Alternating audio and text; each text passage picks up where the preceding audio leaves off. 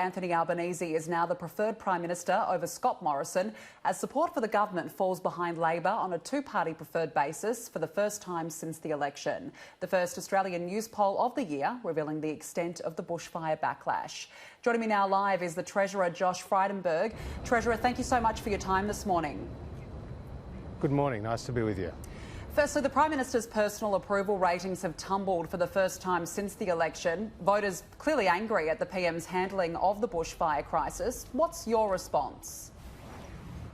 Well, we've heard the message loud and clear from the Australian people that when it comes to these unprecedented national disasters, they expect the federal government to be playing a direct role in the response, and that's what we're doing with the unprecedented call out of the ADF reservists across many states as we've undertaken, the fact that we have established a National Bushfire Recovery Agency and assigned an initial and an additional contribution of $2 billion to it. So the Australian people expect the federal government to be playing a very direct role in what these responses are to the national disasters, and up to date this has tended to be more within the remit of the states.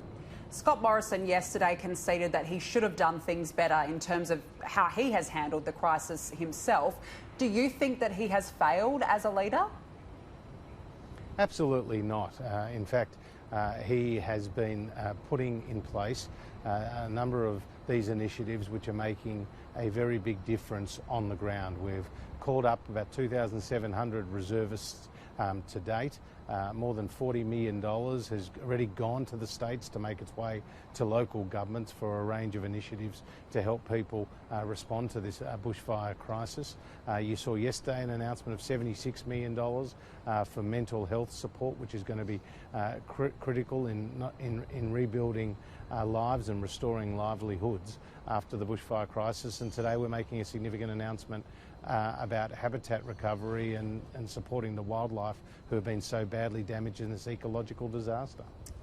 I will get to that. I just want to discuss about the response to it. The Prime Minister says he'll take a proposal to Cabinet to launch a royal commission into the bushfire crisis. What exactly will this inquiry look at? Well, obviously we need to learn the lessons from the bushfire crisis, and that means working together with the states. And you've already heard from, for example, Daniel Andrews in Victoria say that everything he has asked of the federal government he has received, and has praised that level of coordination he has had with Prime Minister Scott Morrison. But what we do need to ensure is that we've got the proper legal arrangements in place between federal and state governments so that we can respond quickly to these national disasters, because there will be more of them into the future. Also, we have a hotter, drier climate, and that means that it impacts on these natural disasters, and so we need to have in place the resilience, the mitigation, the adaptation mechanisms to ensure that we don't have the loss of life and the loss of property that we have seen in this tragedy that has unfolded over recent months and weeks.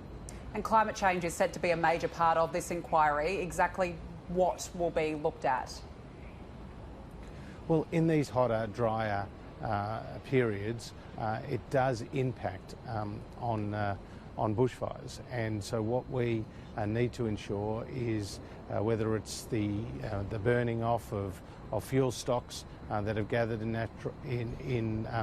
the state forests, whether it's questions about where do people live and the planning and the zoning laws. These are all questions that need to be answered when it comes to preparing for future disasters. And just finally, take us through the government's $50 million announcement for wildlife, of course, in the wake of these bushfires. Well, this has been an ecological disaster. Some 8 million hectares has been lost, and obviously there's been a very severe impact on Australia's native flora and fauna. So there will be an initial contribution of $50 million. $25 million will go to an emergency recovery fund that will be led by Australia's Threatened Species Commissioner, Dr. Sally Box, who will be working with the CSIRO, working with our leading universities, working with representatives of our zoos in order to map some of the damage that has been done, to prioritise our response, to use the surviving habitat to help restore wildlife. And then another $25 million will go to various groups who are doing excellent work on the ground, whether they are land management groups, Greening Australia, Conservation Volunteers Australia, as well as our zoos across the various states. Treasurer Josh Frydenberg, thanks for joining me this morning.